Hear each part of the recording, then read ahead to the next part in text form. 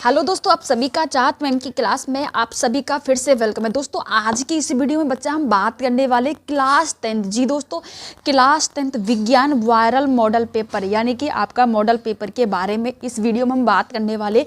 27 फरवरी को पेपर में ये जो क्वेश्चन हम बताएंगे भाई वो 95% आपके वो क्वेश्चन आने वाले पूरे बुक के बहुविकल्पी क्वेश्चन आज की इस वीडियो में हम बताएंगे। इससे बाहर भाई कुछ भी नहीं आएगा, ठीक है। ये आप पढ़ लीजिएगा 2024 में इससे बाहर एक भी क्वेश्चन आपको देखने को दोस्तों नहीं मिलेगा, ठीक है। पूरे क्वेश्चन वायरल क्वेश्चन है विज्ञान। ये जो वीडियो आप लोगों के लिए बहुत ज्यादा इंपॉर्टेंट है। वीडियो को स्टार्ट करते हैं, चैनल पर पहली बार विजिट कर रहे हो सब्सक्राइब जरूर कर लिए। तो बच्चे हमारा जो फर्स्ट क्वेश्चन हमारा रहेगा वो हमारा है, किस प्रकाश के दर्पण से मुख्य अक्ष के समांतर आने वाली किरणों फोकस दूरी पर एकत्रित होती है। तो जो आने वाली जो किरणें होती हैं वो किस फोकस दूरी पर एकत्रित होती हैं? तो अवतल पर, समतल पर, उत्तल पर या इनमें से कोई नहीं। तो आपको इसका सही आंसर बता देना है। तो दोस्तों ये हमारा आंसर हो जाएगा अवतल। क्या हो जाएगा दोस्तों? अवतल। ये हमारा क्या हो जाएगा? सही आंसर हो जाएगा। अगला जो हमारा क्वेश्चन रहेगा, दूसरा क्वेश्चन है हमारा, उत्तल लेंस होता है। तो उत्तल लेंस कैसा होता है? सदा अभिसारी होता है या सदा अपसारी होता है या न तो अभिसारी होता है न अपसारी होता है या फिर होता है किसी मतलब वस्तु को दूर रखने पर अभिसारी होता है। तो उत्तल लेंस कैसा होता है? तो बेटा उत्तल लेंस जो होता है वो सदा कैसा होता है? अभिसारी होता है। सदा कैसा होता है बेटा? अभिसारी होता है। हर एक क्वेश्चन इंपॉर्टेंट है भाई, हर एक क्वेश्चन को नोट करते आपको चलना है। थर्ड नंबर का क्वेश्चन दोस्तों हमारा यहाँ पर रहेगा, आँख के किस स्थान पर वस्तु का प्रतिबिंब बनने से यह वस्तु दिखाई नहीं देगी? तो आँख का कौन सा स्थान है जहाँ पर वस्तु को रखने पर प्रतिबिंब नहीं दिखाई देता है? तो वो कौन सा? पीत बिंदु है या फिर अंध बिंदु है या फिर रेटिना है? इनमें से कोई नहीं है, ठीक है। तो कौन सा बिंदु है बेटा? अंध बिंदु एक ऐसा बिंदु है जहां पर आंख पर किसी वस्तु को रखने पर कोई भी प्रतिबिंब वस्तु यहां पर दिखाई नहीं देती है। तो क्या हो जाएगा? अंध बिंदु आपका सही आंसर हो जाएगा।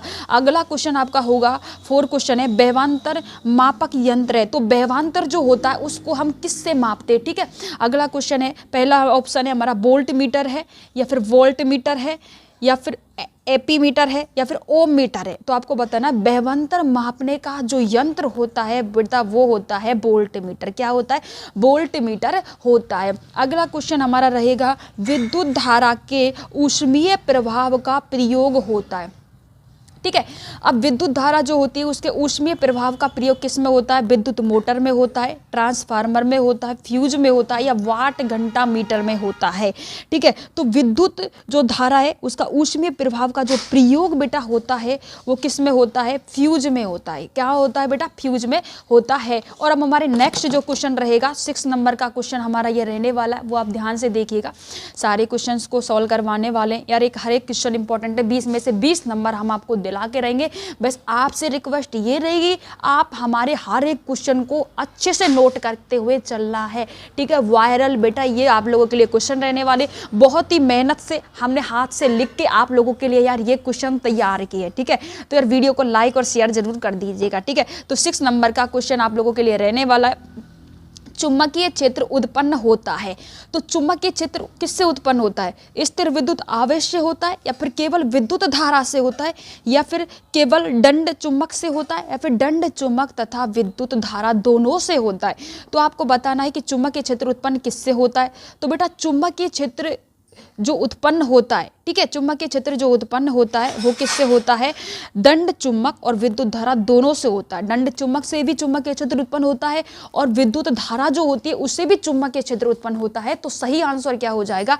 डी ऑप्शन हो जाएगा, ठीक है। डी ऑप्शन आपका सही आंसर हो जाएगा, ठीक है, क्योंकि दंड चुंबक और विद्युत जो धाराएं दोनों से ही क्या होता है? चुंबकीय क्षेत्र उत्पन्न होता है। अगला जो क्वेश्चन रहेगा आपका, चुंबकीय क्षेत्र की तीव्रता का मात्रक है। तो आपको बताना कि चुंबकीय जो क्षेत्र है उसकी तीव्रता का जो मात्रक क्या रहेगा? न्यूटन एम्पियर होगा, ampere metre square, newton ampere metre square होगा या फिर न्यूटन अपॉन एम्पियर मीटर होगा, फिर न्यूटन एम्पियर मीटर होगा या न्यूटन स्क्वायर एम्पियर मीटर होगा। तो चुंबकीय क्षेत्र की जो तीव्रता का बेटा जो मात्रक होता है ना, इसका आंसर आपको कमेंट सेक्शन में कमेंट करके बताना है, ठीक है। आपकी हम भी तो देखिए यार आपकी तैयारी किस तरीके से चल रही है, तो इस क्वेश्चन को आपको कमेंट सेक्शन में इसका कमेंट करके इसका आंसर हमें बताना है, ठीक है दोस्तों। अगला क्वेश्चन है वो क्या रहेगा? देखो अगला क्वेश्चन हमारा 8 नंबर का है। अगला क्वेश्चन है, कॉपर के प्रगलन से बेस से सर प्रति जो तार का एस्तर होता है। ठीक है, ये क्वेश्चन है आपका। और इसका जो फर्स्ट ऑप्शन सिलिका होगा, दूसरा होगा चूना होगा, सी ऑप्शन होगा लोहा होगा और डी ऑप्शन होगा कॉपर होगा। ठीक है, तो भाई इसका जो हमारा सही आंसर हो जाएगा बेटा वो हो जाएगा चूना। क्या हो जाएगा? चूना हो जाएगा। बच्चे हर एक क्वेश्चन को यार नोट करते चलना, क्योंकि हर एक क्वेश्चन वायरल है, बड़ी मेहनत से हमने आप लोगों के लिए तैयार किए वायरल क्वेश्चन। ठीक है, अगला क्वेश्चन है सल्फर ऑक्साइड। ठीक है, सल्फर ऑक्साइड जो होता है, सल्फर ऑक्साइड SO2 का जो जलीय विलयन कहलाता है। अब सल्फर जो ऑक्साइड जो गैस होती है, जब इसका जल में विलयन हो जाता है, ठीक है, सल्फर ऑक्साइड है, और जब इसका क्या हो गया बेटा, जल में इसका विलयन हो गया, तो उस जो विलयन जो बनता है उसे क्या कहते हैं? उसको ऑक्सीजन से बनता है, या अपचयन होता है, या संघनन होता है, या निर्जलीकरण होता है। ठीक है, तो होता क्या है कि जब सल्फर ऑक्साइड का जलीय विलयन क्या कहलाता है, जब इसमें जल विलयन हो जाता है तो वो अपचयन के कारण होता है। किसके कारण होता है? अपचयन जो होता है, अपचयन के कारण क्या होता है? SO2 जो होता है, सल्फर डाइऑक्साइड होता है, इसका जलीय विलयन हो जाता है, अपचयन के कारण होता है। ठीक है, अपचयन के कारण होता है। अगला क्वेश्चन हमारा रहेगा बेटा 10 नंबर का क्वेश्चन है, आधुनिक आवर्त नियम प्रतिपादित करने वाले वैज्ञानिक कौन है? जो आधुनिक आवर्त जो नियम है, आधुनिक आवर्त जो सारणी रही थी आपकी, उस नियम को प्रतिपादित करने वाले वैज्ञानिक कौन थे? तो आपको बताना कौन से वैज्ञानिक थे। पटाउट थे, मेंडलीफ थे, न्यूलैंड्स थे, या मोजले थे। तो आप सभी को इसका आंसर हम बता देते हैं कि जो आपकी आधुनिक आवर्त नियम को प्रतिपादित करने वाले जो वैज्ञानिक थे वो मोजले थे। क्या थे बेटा? मोजले थे। अगला क्वेश्चन आपका रहेगा, यहाँ पर आप देख सकते हो, एक त्रियक बंध, ठीक है, एक त्रियक बंध बनाने वाले हाइड्रोकार्बन का सामान्य सूत्र क्या होगा? ठीक है, ये आपको बताना कि एक त्रियक बंध बनाने वाले हाइड्रोकार्बन का सूत्र क्या होता है। ठीक है, तो क्या होता है? CnH2n+2, या CnH2n होता है, या CnH2n-2, या CnH2n+1। तो इसका आंसर क्या होगा बेटा? इसका आंसर हो जाएगा CnH2n-2 होता है। एक त्रियक बंध बनाने वाला जो हाइड्रोकार्बन होता है उसका सूत्र होता है ये। ठीक है, अगला क्वेश्चन हमारा होगा, तो बेटा अगला जो क्वेश्चन हमारा होगा वो हमारा ये रहने वाला। ठीक है, ये क्वेश्चन हमारे अगले क्वेश्चन रहने वाले 12 नंबर का ये हमारा क्वेश्चन रहने वाला है।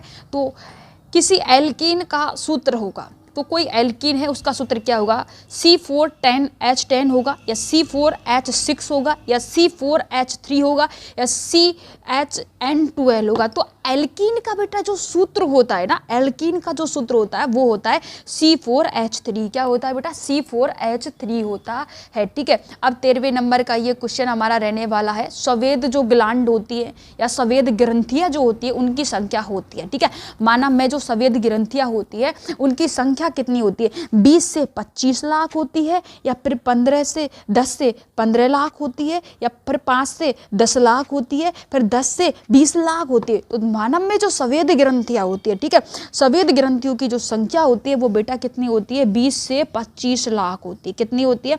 20 से 25 लाख होती है। मानव में संवेद ग्रंथियों की जो संख्या है वो 20 से 25 लाख होती है। ठीक है, अगला क्वेश्चन रहेगा, अधिक मात्रा में अवशोषित ग्लूकोज किस रूप में संग्रहण होता है? तो अधिक मात्रा में जो अवशोषित जो ग्लूकोज होता है वो किस रूप में संग्रहित होता है?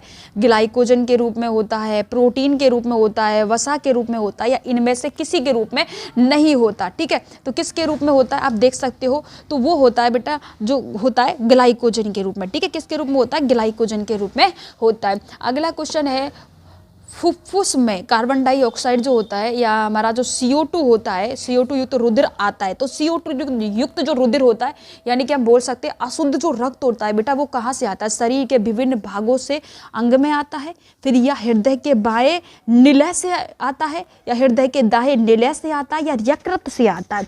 तो होता क्या है, जो कार्बन डाइऑक्साइड युक्त जो क्या होता है रुधिर होता है ना, वो दाहिने निलय से आता है। कहाँ से आता है? दाहिने निलय से आता है, दाएं निलय से। ठीक है बेटा, अगला जो क्वेश्चन हमारा रहेगा, शरीर में आए हुए हानिकारक बैक्टीरिया को कौन से कौन कौन से रुधिर कणिका नष्ट कर देती है। जो शरीर में बाहर से जो बैक्टीरिया आते हैं, ठीक है, जो बैक्टीरिया हमारे शरीर में आ जाते हैं तो उनको कौन कौन सी जो कणिकाएं होती है, रुधिर कणिकाएं होती है जो नष्ट कर देती हैं। सफेद रक्त कणिका को क्या बोलते हैं बेटा, WBC बोलते हैं। क्या बोलते हैं, WBC बोलते हैं। लाल रक्त कणिका को बेटा क्या बोलते हैं, RBC बोलते हैं। और इसको क्या बोलते हैं, प्लेटलेट्स बोलते हैं। इसको क्या बोलते हैं, HB, हीमोग्लोबिन को HB बोलते हैं। तो कौन से बैक्टीरिया को, हानिकारक बैक्टीरियाओं को नष्ट कर देती है, तो सफेद रक्त जो कणिकाएं होती है, क्या होता है बेटा, सफेद रक्त कणिका WBC जो होती है हमारे शरीर में जो बाहर से जो भी बैक्टीरिया आता है उसको नष्ट कर देती है। अगला क्वेश्चन हमारा रहेगा, अकस्मात विपत्ति का सामना करते समय अधिक सक्रिय हो जाता है। तो ऐसा कौन सा हार्मोन है या ग्रंथि है जो अकस्मात कोई भी विपत्ति आई तो उसके लिए सक्रिय रहती है। एड्रिनल कॉर्टेक्स है, या फिर एड्रिनल मेडुलेटा है, या अग्नाशय या पैराथायरॉक्साइड है। अब इसका आंसर क्या होगा बेटा, इसका ये हो जाएगा एड्रिनल जो मेडुला है, ये हमारा क्या होता है दोस्तों, अचानक से जो भी विपत्ति आती है उसका सामना करने के लिए दोस्तों, ये अचानक से विपत्ति आने का सामना करने के लिए सक्रिय होती है। ठीक है, 18वें नंबर का हमारा क्वेश्चन रहेगा। 18वें नंबर का, शुक्राणु उत्पन्न होता है। तो शुक्राणु किससे उत्पन्न होता है, शुक्राशय से होता है या फिर शिशन से होता है, शिशन में होता है। मतलब शुक्राणु का उत्पन्न कहाँ होता है, ठीक है, शुक्राशय में होता है, शिशन में होता है। शिशन को क्या बोलते हैं, टेस्टिस बोलते हैं। ठीक है, शुक्र नली में होता है या वृषण में होता है। तो बेटा शुक्राणु का जो निर्माण होता है वो कहाँ होता है, टेस्टिस में होता है। ठीक है, इसको क्या बोलते हैं, शिशन को पेनिस बोलते हैं और इसको क्या बोलते हैं, वृषण को टेस्टिस बोलते हैं। तो वृषण में ही शुक्राणु का निर्माण होता है। ठीक है दोस्तों, अगला क्वेश्चन है, श्वसन क्रिया से मानव शरीर में होता है। तो श्वसन जो क्रिया है इससे मानव शरीर में क्या होता है, कोशिकाओं का निर्माण होता है, या फिर ग्लूकोज का ऑक्सीकरण होता है, या प्रोटीन का निर्माण होता है, या ग्लूकोज का निर्माण होता है। तो श्वसन क्रिया से जो मानव शरीर में किसका निर्माण होता है, वो होता है बेटा ग्लूकोज का ऑक्सीकरण होता है। श्वसन क्रिया से ग्लूकोज का ऑक्सीकरण होता है। अगला क्वेश्चन है, विखंडन के द्वारा अलैंगिक जनन होता है। तो विखंडन जो विधि है उसके द्वारा जो अलैंगिक जनन होता है वो किस में होता है, अमीमा में होता है, स्पाइरोगेरा में होता है, या यीस्ट में होता है, मांस में होता है। तो किस में होता है, अमीमा में होता है। किस में होता है बेटा, अमीबा में होता है। तो देखो यार, ये जो सारे है ना वायरल क्वेश्चन थे आपके, ठीक है, ये क्या थे, 10th क्लास के इंपॉर्टेंट और वायरल क्वेश्चन। हर एक क्वेश्चन का आंसर हमने आपको बताया है। तो भाई कैसा लगा यार वीडियो, कमेंट करके जरूर बता देना। ठीक है, कमेंट करके हमें जरूर बता देना, क्योंकि आपके 20 में से 20 नंबर हम आपको दिलवा के रहेंगे। ठीक है, तो आज की वीडियो में इतना ही। अब मिलते हैं नेक्स्ट वीडियो में। यार वीडियो अच्छा लगा हो, आपके लिए इस वीडियो बनाने में बहुत ही मेहनत की गई है, तो भाई एक सब्सक्राइब और वीडियो को लाइक जरूर कर दीजिए। Bye bye, take care, love you दोस्तों।